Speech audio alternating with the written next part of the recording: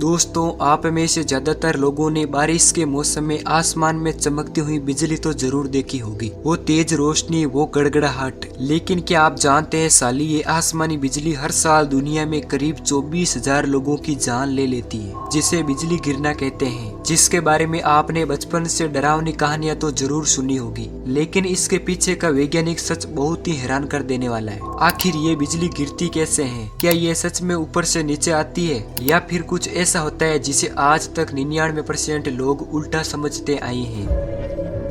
दोस्तों, इन सभी बातों का उत्तर जानने के लिए इस वीडियो को बिल्कुल एंड तक देखना, और यार चैनल को सब्सक्राइब जरूर करना, साथ ही बेल आइकन को दबाना।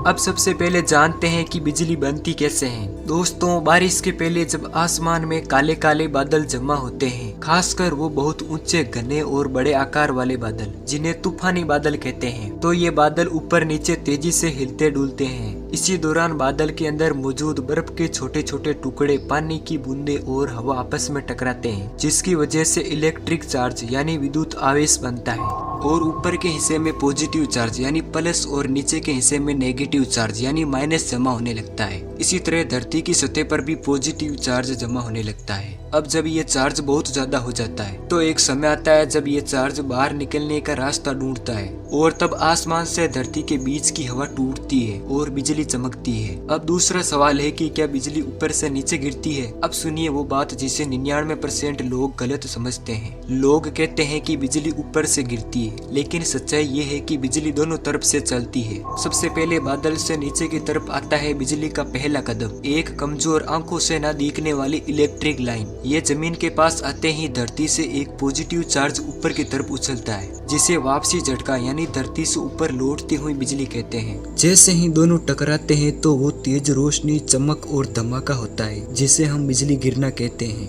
अब है कि बिजली इतनी खतरनाक क्यों है? अब सुनिए, 1 सेकंड से भी कम समय में अगर 30,000 डिग्री सेल्सियस तापमान आपके आसपास बन जाए तो क्या होगा? बिजली गिरने में 10 करोड़ वोल्ट तक का वोल्टेज होता है, और तेज तापमान से आसपास की हवा भी जलने लगती है। इतना तेज करंट इंसान के शरीर में दिल, दिमाग और नसों को फेल कर देता है। इसलिए जब किसी पर बिजली गिरती है तो वो अक्सर बच नहीं पाता।